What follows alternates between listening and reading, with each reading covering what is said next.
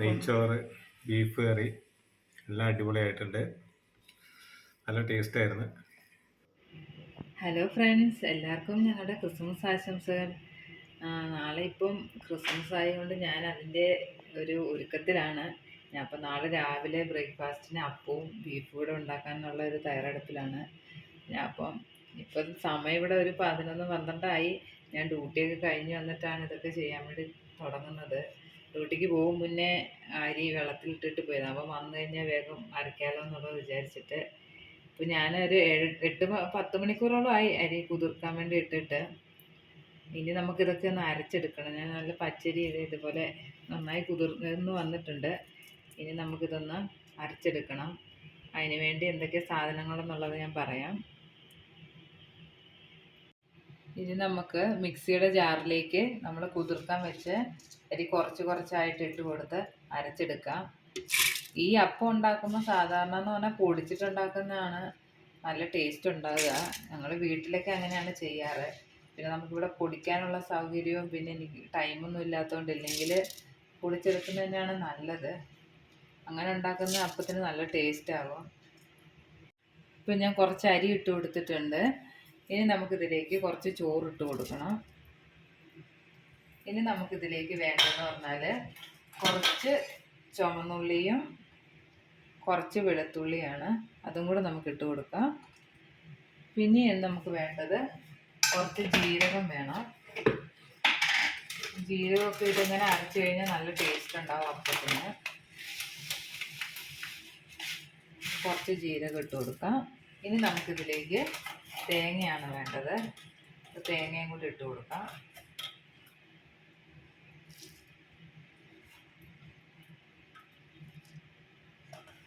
ഇനി നമുക്കിതിലേക്ക് തേങ്ങാവെള്ളം ഒഴിച്ചു കൊടുക്കാം. ഞാനിപ്പോൾ ഒരു തേങ്ങയുടെ വെള്ളമാണ് ഒഴിച്ചു കൊടുക്കുന്നത്. നമ്മൾ സാധാരണ നാട്ടിലൊക്കെ ഉണ്ടാക്കുകയാണെങ്കിൽ കള്ളപ്പം ഉണ്ടാക്കില്ലേ, അതുപോലെ. ഇവിടെ കള്ളൊന്നും കിട്ടാനില്ലാത്തതുകൊണ്ട് ഞാനിപ്പം തേങ്ങ വെള്ളമാണ് ഒഴിച്ചു കൊടുക്കുന്നത്. ഇനി നമുക്ക് കുറച്ച് വെള്ളം കൂടെ ഒഴിച്ചിട്ട് നന്നായി അരച്ചെടുക്കാം.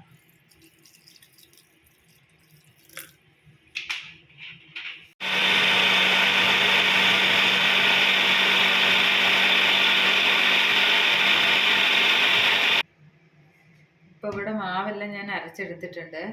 ഇതേപോലെ ഒരു തിക്ക് കൺസിസ്റ്റൻസിയിലാണ് അരച്ചെടുത്തേക്കുന്നത്. ഇതേപോലെ വേണം നമുക്ക് അരച്ചെടുക്കാൻ വേണ്ടി. ഇപ്പോൾ ഇതിൽ ഉള്ളിയുടെയും ജീരകത്തിൻ്റെയൊക്കെ ടേസ്റ്റൊക്കെ അറിയുന്നുണ്ട്. ഇനി നമുക്കിത് പുളിക്കാൻ വേണ്ടി വെക്കാം. ഒരു 7-8 hours എന്തായാലും വേണ്ടി വരും പുളിക്കാൻ വേണ്ടി. നമുക്കിത് ഒന്ന് പുളിക്കാൻ വേണ്ടി വെക്കാം. ഹായ് ഫ്രണ്ട്സ്, അങ്ങനെ നമ്മുടെ ക്രിസ്മസ് ദിവസം എത്തി. നമ്മളിപ്പോൾ ഇത് രാവിലെ കിച്ചണിലേക്ക് കയറിയൊക്കെയാണ്. അപ്പം ഇന്നലെ രാത്രി നമ്മൾ മാവൊക്കെ അരച്ച് വെച്ചിരുന്നല്ലോ.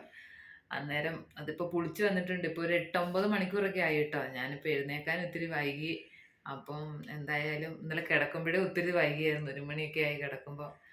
അപ്പോൾ അതുകൊണ്ട് ഇത്തിരി വൈകി പോയിരുന്നു. അപ്പോൾ എന്തായാലും ഇപ്പോൾ പുളിപ്പൊക്കെ വന്നിട്ടുണ്ട്. മാവ് നല്ല പുളിപ്പൊക്കെ വന്നിട്ടുണ്ട്. ഞാൻ വേറെ ഒന്നും ഈസ്റ്റോ അങ്ങനെ ഒന്നും ചേർത്തില്ല. തേങ്ങാവെള്ളം മാത്രമാണ് ചേർത്തത്. എങ്കിലും നന്നായി പുളിച്ച് വന്നിട്ടുണ്ട്. അപ്പം നമുക്കിത് എങ്ങനെ ഉണ്ടാക്കുന്നതെന്ന് നോക്കാം. പിന്നെ എല്ലാവർക്കും ഞങ്ങളുടെ ഹാപ്പി ക്രിസ്മസ്. ഇപ്പം നമ്മുടെ മാവ് നന്നായി പുളിച്ച് വന്നിട്ടുണ്ട്. ഇനി നമുക്ക് ഇത് നന്നായി പുളിച്ച് പൊന്തി വന്നിട്ടുണ്ട്. ഇനി നമുക്കിത് ഒന്ന് ഉണ്ടാക്കി നോക്കാം. ഇതിൽ കുറച്ച് ഉപ്പ് കൂടെ ചേർത്ത് കൊടുക്കുന്നുണ്ട്.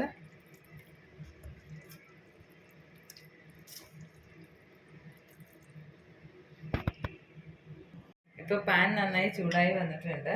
ഇനി നമുക്കിതിലേക്ക് മാവ് ഒഴിച്ച് കൊടുക്കാം.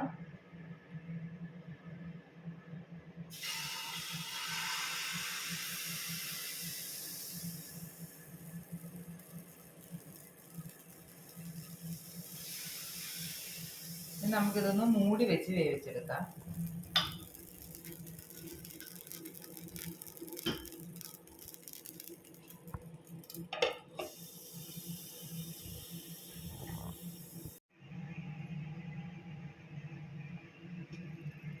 ഇപ്പോൾ ഇത് വെന്ത് വന്നിട്ടുണ്ട്. ഇതിപ്പോൾ നന്നായിട്ട് വെന്ത് വന്നിട്ടുണ്ട്. ഞാൻ മറിച്ചിടുന്നില്ല. ഇതേപോലെ വേവിക്കുന്നതുകൊണ്ട് മറിച്ചിടാനാണ് എടുക്കുന്നത്.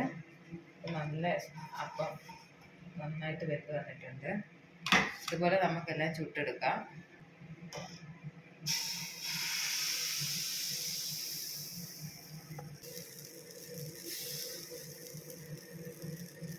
അപ്പം ഇനി ബീഫ് കറി വെക്കാം. ബീഫൊക്കെ കഴുകി വൃത്തിയാക്കി റെഡിയാക്കി വെച്ചിട്ടുണ്ട്. ഇനി നമുക്കിതിലേക്ക് മസാല ചേർത്ത് കൊടുക്കാം. കുറച്ച് മഞ്ഞൾപ്പൊടി ഇടാം. ഇതിപ്പോൾ ഞാൻ വേവിക്കാൻ വേണ്ടി കുറച്ച് മസാല ചേർത്തിട്ട് അങ്ങനെ വെക്കാം കേട്ടോ. കുറച്ച് മഞ്ഞൾപ്പൊടി ഇട്ടു. ഇനി കുറച്ച് മീറ്റ് മസാല ചേർത്ത് കൊടുക്കുന്നുണ്ട്. ഇനി കുറച്ച് മുളക് പൊടി ചേർത്ത് കൊടുക്കുന്നുണ്ട്. ഞാനിപ്പോൾ ചേർത്ത് കൊടുക്കുന്നത് കാശ്മീരി മുളക് പൊടിയാണ്. മുളക് പൊടിക്ക് എനിക്ക് അത്ര ഒരു എരിവ് ഇഷ്ടമില്ല, അതുകൊണ്ട് ഇപ്പോൾ കാശ്മീരി മുളക് പൊടിയാണ് ചേർത്ത് കൊടുക്കുന്നത്. ഇനി നമുക്ക് ആവശ്യത്തിനുള്ള ഉപ്പ് ചേർത്ത് കൊടുക്കാം. ഇനി നമുക്ക് നന്നായി എന്നത് മസാലയൊക്കെ പിടിക്കും പോലെ ഒന്ന് ഇളക്കി കൊടുക്കാം.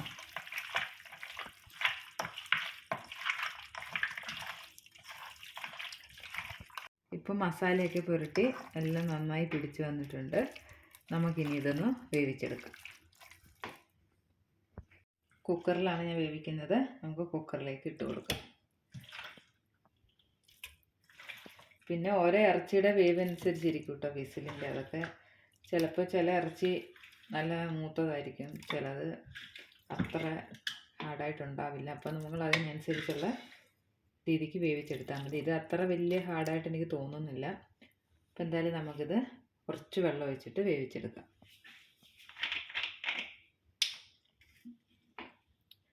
ഒരുപാട് വെള്ളം ഒഴിക്കേണ്ട ആവശ്യമില്ല.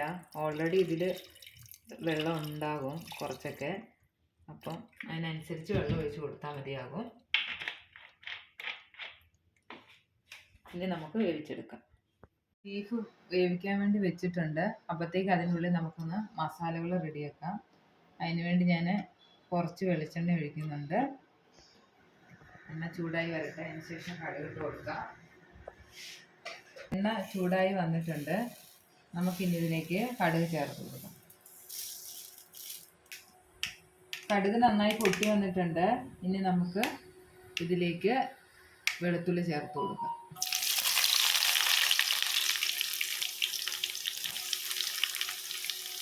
ഇനി നമുക്കിത് ഒരു ഗോൾഡൻ കളർ വരുമായിരിക്കും. ഇതുപോലെ നിറച്ച് കൊടുക്കാം. വെളുത്തുള്ളി വഴന്ന് വന്നിട്ടുണ്ട്. ഇനി നമുക്കിതിലേക്ക് ഇഞ്ചി ഇട്ട് കൊടുക്കാം.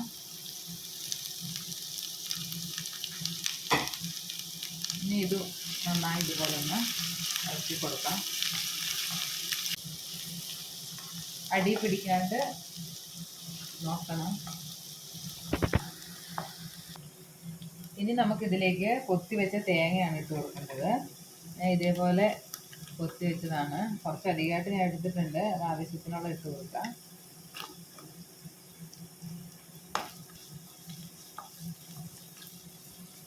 ഇനി നമുക്ക് ഇതും ഒരു ചെറിയൊരു ഗോൾഡൻ കളർ ആകുമ്പോഴേക്കും നന്നായി ഇതൊന്ന് ഇളക്കി കൊടുക്കാം.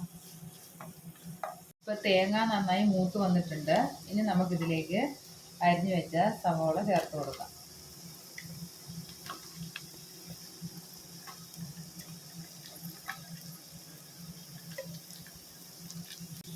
ഇനി കുറച്ച് ഉപ്പൂടെ ചേർത്ത് കൊടുക്കാം. നമുക്ക് നന്നായി ഒന്നത് വഴന്ന് വരുമ്പോഴേക്കും ഇതേപോലെ ഇളക്കി കൊടുക്കാം. ഇതിപ്പം ഏകദേശം നന്നായി മൂത്ത് വന്നിട്ടുണ്ട്. ഇനി നമുക്കിതിലേക്ക് കുറച്ച് കറിവേപ്പിലയും പച്ചമുളകും കൂടെ ഇട്ട് കൊടുക്കാം.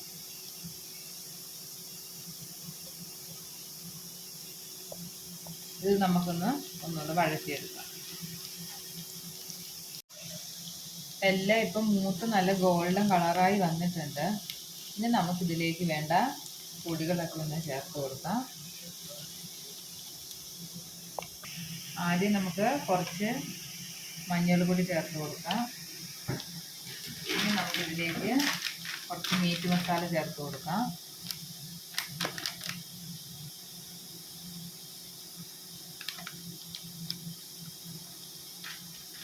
ഇനി കുറച്ച് എരിവുള്ള മുളക് പൊടി ചേർത്ത് കൊടുക്കാം.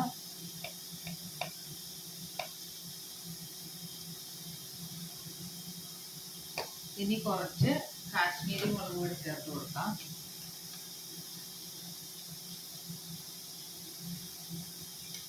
ഇനി കുറച്ച്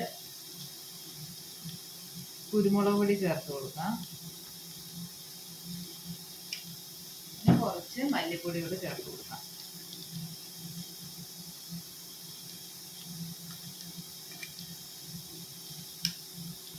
ഇനി നമ്മൾ ഇതിൻ്റെ എല്ലാം പച്ചമണം പോകും വരയ്ക്കും ഒന്ന് നന്നായി ഒന്ന് ഫ്രൈ ആക്കി എടുക്കാം. ഇപ്പോൾ ഇത് ആ ഒരു പച്ചമണമൊക്കെ പോയിട്ട് നന്നായിട്ടൊന്ന് മൂത്ത് വന്നിട്ടുണ്ട്, റെഡിയായി വന്നിട്ടുണ്ട്. ഇനി നമുക്ക് വേവിച്ച് വെച്ച ബീഫിലേക്ക് ഇത് ചേർത്ത് കൊടുക്കാം. അപ്പം നമ്മുടെ ബീഫ് നന്നായി വെന്ത് വന്നിട്ടുണ്ട്. നമുക്കിനി ഇതിലേക്ക് മസാല ചേർത്ത് കൊടുക്കാം.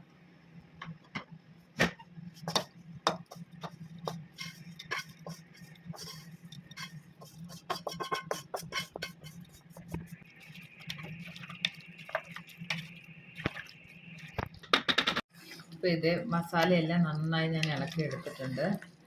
ഞാനിതിൽ വെള്ളമൊന്നും ചേർത്തിട്ടില്ല, അതിലുണ്ടായിരുന്ന വെള്ളം തന്നെയാണ് കേട്ടോ. ഇനി നമുക്കിതൊന്ന് തിളക്കി വരെ വെച്ചാൽ മതിയാവും.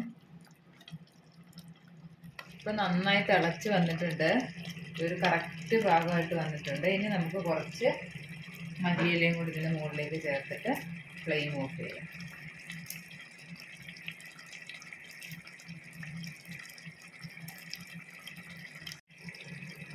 അടിപൊളി ഒരു ബീഫ് കറി റെഡിയായി വന്നിട്ടുണ്ട്. ഇതെല്ലാവരും ട്രൈ ചെയ്ത് നോക്കണം. അങ്ങനെ ഞങ്ങളുടെ ബ്രേക്ക്ഫാസ്റ്റ് റെഡിയായി, അപ്പവും റെഡിയായി, ബീഫ് കറിയും റെഡിയായി. ഇനി ഞങ്ങൾ കഴിക്കാൻ വേണ്ടി തുടങ്ങുകയാണ്. ഇനി ഞങ്ങൾക്ക് അടുത്തതെന്ന് പറഞ്ഞാൽ ഉച്ചക്കത്തേക്കുള്ള നെയ്ച്ചോറും പായസമാണ് ഉണ്ടാക്കാൻ വേണ്ടി പോകുന്നത്. ഇനിയിപ്പോൾ ഇത് കഴിച്ചിട്ട് വേണം അത് ഉണ്ടാക്കാൻ വേണ്ടി. എന്തായാലും ഞങ്ങൾ കഴിക്കാൻ വേണ്ടി പോവാണ്.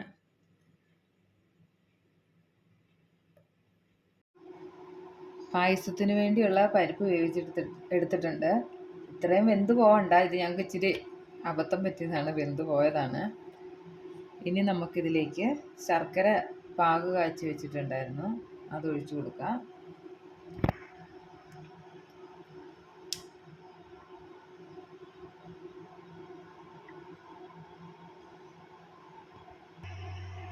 ഇപ്പോൾ ശർക്കരയൊക്കെ ഇട്ട് കൊടുത്തു, നന്നായി ഇതുപോലെ ഇളക്കി എടുത്തിട്ടുണ്ട്. കുറച്ച് നെയ്യ് ചേർത്ത് കൊടുക്കുന്നുണ്ട്.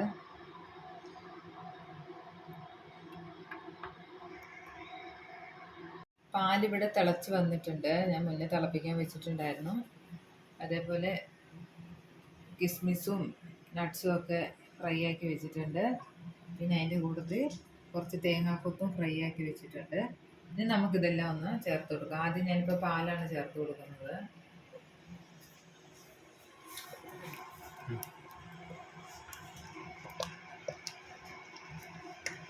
ഇത് നല്ലപോലെ തിളച്ച് വന്നിട്ടുണ്ട്. ഇനി നമുക്ക് പാല് കുറച്ച് ഒഴിച്ചു കൊടുക്കാം.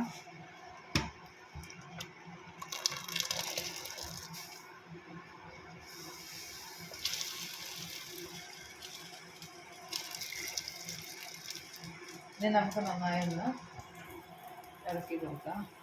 നമ്മുടെ പായസം ഇതേ നന്നായി റെഡിയായി വന്നിട്ടുണ്ട്. ഇനി നമുക്ക് ആ മധുരം ബാലൻസ് ചെയ്യാൻ വേണ്ടി ഒരു പിഞ്ച് ഉപ്പ് ഇട്ട് കൊടുക്കാം. ഇതിലേക്ക് കിസ്മിസും നട്ട്സും ഒക്കെ ചേർത്ത് കൊടുക്കാം.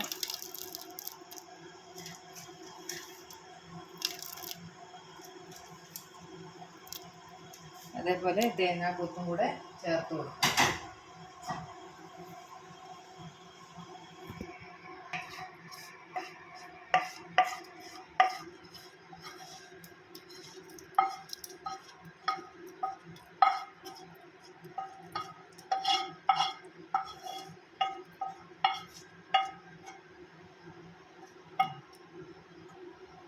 ഇനി നമുക്ക് നന്നായി ഒന്ന് എല്ലാം കൂടെ ഒന്ന് ഇളക്കി കൊടുക്കാം. അങ്ങനെ നമ്മുടെ പായസം ഇപ്പം നന്നായി റെഡിയായി വന്നിട്ടുണ്ട്. ഇനി നമുക്കത് ഫ്ലെയിം ഓഫ് ചെയ്യും. ഇപ്പം ഞങ്ങൾ ഉണ്ടാക്കാൻ പോകുന്ന നെയ്ച്ചോറാണ്. ഞാനത് വീഡിയോ എടുക്കാൻ വേണ്ടി മറന്നുപോയതാണ്. ഇപ്പം ഞാൻ ഇതിനകത്ത് ചെയ്തിരിക്കുന്നതെന്ന് പറഞ്ഞു കഴിഞ്ഞാൽ നെയ്യ് ഒഴിച്ചു, അതിൻ്റെ ഒപ്പം തന്നെ സ്പൈസസ് ഒക്കെ ഇട്ടിട്ടുണ്ട്. അതായത് പട്ട, ഗ്രാമ്പൂ, ഏലക്ക, അതെല്ലാം ഒന്ന് റോസ്റ്റ് ആയതിന് ശേഷം ഇപ്പം ഞാൻ ഉള്ളി ഇതുപോലെ അരിഞ്ഞിട്ട് കൊടുക്കുന്ന സവോള ഇത് ഒത്തിരി റോസ്റ്റ് ആവണ്ട, ഒന്ന് വഴന്ന് കിട്ടിയാൽ മതിയാകും. ഇത് റോസ്റ്റ് ആയി കഴിഞ്ഞ് കഴിഞ്ഞാൽ പിന്നെ നെയ്ച്ചോറിൻ്റെ ആ ഒരു കളർ അങ്ങ് മാറിപ്പോകും. അപ്പം നമുക്കിതൊന്ന് വഴറ്റിയെടുക്കാം. ഇത് ഒത്തിരി കരിഞ്ഞു പോകണ്ട, അതായത് ഇത്തിരി റോസ്റ്റായി എടുക്കണ്ട, ഒന്ന് വഴന്ന് കിട്ടും പോലെ എടുത്താൽ മതി. ഇല്ലെങ്കിൽ പിന്നെ ഇതിൻ്റെ ആ ചോറിൻ്റെ ആ കളറ് മാറും. ഇച്ചിരി ബ്രൗൺ കളറൊക്കെ ആയി കഴിഞ്ഞ് കഴിഞ്ഞാൽ പിന്നെ ആ നെയ്ച്ചോറിൻ്റെ കളറിന് ചേഞ്ച് ആകും. അതുകൊണ്ട് ഇതൊന്ന് വഴന്നെടുത്താൽ മതി. വഴരും വരെ നമുക്കതൊന്ന് അരി ഇവിടെ ഞാൻ കുതിർക്കാൻ വേണ്ടി ഇട്ടിട്ടുണ്ട്. ഇതിപ്പോൾ ഒരു അരമണിക്കൂറായി. ജീരകശാല റൈസാണ് എടുത്തിരിക്കുന്നത്. ഞാനൊരു 3 കപ്പ് റൈസാണ് എടുത്തിരിക്കുന്നത്. 3 കപ്പല്ല 3 ഗ്ലാസ്. അപ്പോൾ അതിനനുസരിച്ച് 1 ഗ്ലാസ് അരിക്ക് 1.5 ഗ്ലാസ് വെള്ളം എന്നുള്ള രീതിക്കാണ് എടുക്കേണ്ടത്. ഇതിപ്പോൾ ഏകദേശം കുതിർന്ന് വന്നിട്ടുണ്ട്. ഉള്ളി ഇപ്പം നന്നായി വഴന്ന് വന്നിട്ടുണ്ട്. ഈ ഒരു പരുവത്തിലാണ് വഴറ്റിയെടുക്കേണ്ടത്. ഇനി നമുക്കിതിലേക്ക് എടുത്തു വെച്ച അരി ഇട്ട് കൊടുക്കാം. ഞാനിപ്പോൾ അരി ഒന്ന് വാലാൻ വേണ്ടി വെച്ചിട്ടുണ്ടായിരുന്നു. ഇനി നമുക്കത് ഇതിലേക്ക് ഇട്ട് കൊടുക്കാം. ഇനി നമുക്കിതിലേക്ക് അരി ഇട്ട് കൊടുക്കാം. ഇങ്ങനെ അരി ഇട്ട് കൊടുത്തിട്ട് ഒന്ന് റോസ്റ്റ് ചെയ്ത് എടുത്തു കഴിഞ്ഞാൽ ചോറ് ഇത് ഒട്ടിപ്പിടിക്കാണ്ട് ഒത്തിരി കുഴഞ്ഞു പോകാണ്ട് കിട്ടും. അതിന് വേണ്ടിയാണ് നമ്മളിങ്ങനെ അരി എടുത്തിട്ട് റോസ്റ്റ് ചെയ്യുന്നത്.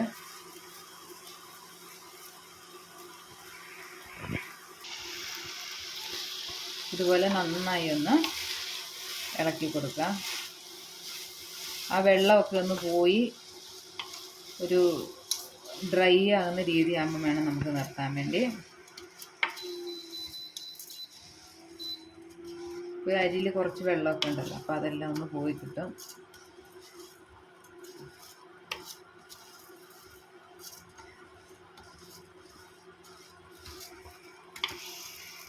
ഇപ്പം നന്നായി ഡ്രൈ ആയി വന്നിട്ടുണ്ട്. ഇനി നമുക്കിതിലേക്ക് വെള്ളം ഒഴിച്ചു കൊടുക്കാം. അതിന് വേണ്ടി ഞാൻ ഒരു 4.5 ഗ്ലാസ് വെള്ളം തിളപ്പിക്കാൻ വേണ്ടി വെച്ചിട്ടുണ്ടായിരുന്നു. ഇപ്പം നമുക്കിതിലേക്ക് ഒഴിച്ചു കൊടുക്കാം. ചൂടുവെള്ളം വേണം എപ്പോഴും ഇതിലേക്ക് ഒഴിച്ചു കൊടുക്കാൻ വേണ്ടി. ഇനി നമുക്കിതൊന്ന് ഇളക്കി കൊടുക്കാം. ഇപ്പോഴാണ് നമ്മൾ ആവശ്യത്തിനുള്ള ഉപ്പിട്ട് കൊടുക്കേണ്ടത്.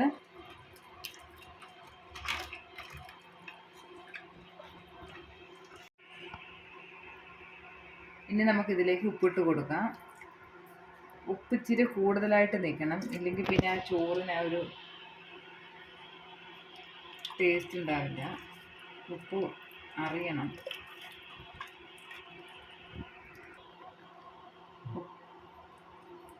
ഉപ്പ് കുറച്ചുകൂടി ഇട്ട് കൊടുക്കുന്നുണ്ട്. അത് പാകമായിട്ടുണ്ടായിരുന്നില്ല. കുറച്ചുകൂടി ഇട്ട് കൊടുത്തിട്ട് നമുക്ക് ഇളക്കി നോക്കാം.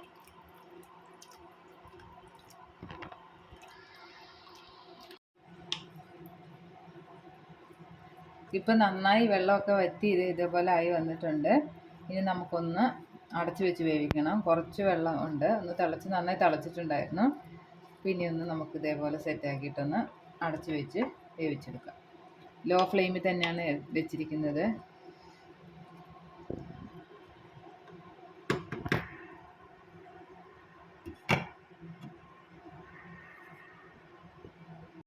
ഇപ്പം നമ്മൾ ലോ ഫ്ലെയിമിൽ 10 മിനിറ്റ് ഇത് വെച്ചിട്ടുണ്ടായിരുന്നു. ഇനി നമുക്കിതൊന്ന് തുറന്ന് നോക്കാം. ഇപ്പോൾ വെള്ളമൊക്കെ വറ്റിയതായിട്ടാണ് കാണുന്നത്. നമുക്കിനി ഇത് നന്നായിട്ടൊന്ന് ഇളക്കി നോക്കാം, വെന്തിട്ടുണ്ടോ എന്ന് നോക്കാം. നന്നായി വെള്ളമൊക്കെ വറ്റിയിട്ടുണ്ട്, വെന്തും വന്നിട്ടുണ്ട്.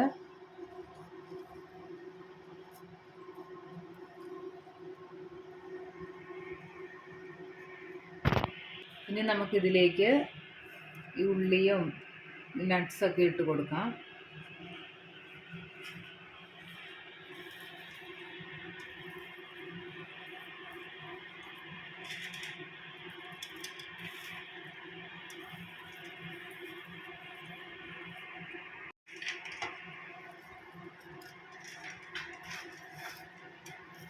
അതിൻ്റെ കൂട്ടത്തിൽ നമുക്ക് ഇനി കുറച്ച് മല്ലിയിലയും കൂടി ഇട്ട് കൊടുക്കാം.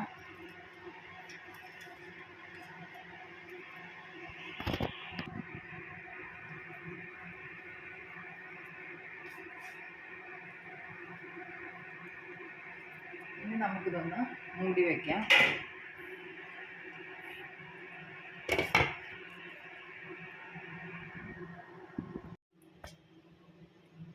നമ്മളിത് കുറച്ച് ഒരു 5 മിനിറ്റായി ഇങ്ങനെ മൂടി വെച്ചിട്ട് ഇതെല്ലാം ഇട്ടിട്ട് ഇനി നമുക്കിതൊന്ന് നന്നായി ഇളക്കി കൊടുക്കാം.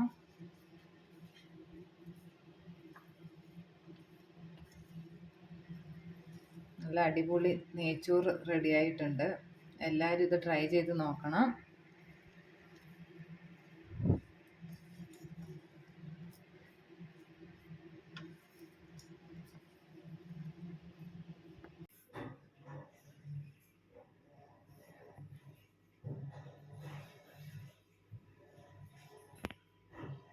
അപ്പോൾ എല്ലാവർക്കും ഒരു കൂടി ഹാപ്പി ക്രിസ്മസ്. ഞങ്ങൾ കഴിക്കാൻ തുടങ്ങിയായിരുന്നു. നെയ്ച്ചോറ്, ബീഫ് കറി എല്ലാം അടിപൊളിയായിട്ടുണ്ട്. പിന്നെ പായസം എടുത്തിട്ടില്ല. പായസം നേരത്തെ കഴിച്ച് നോക്കിയായിരുന്നു, അടിപൊളിയായിരുന്നു. ഇതും സംഭവം സെറ്റായി, നല്ല ടേസ്റ്റ് ഉണ്ടായിരുന്നു.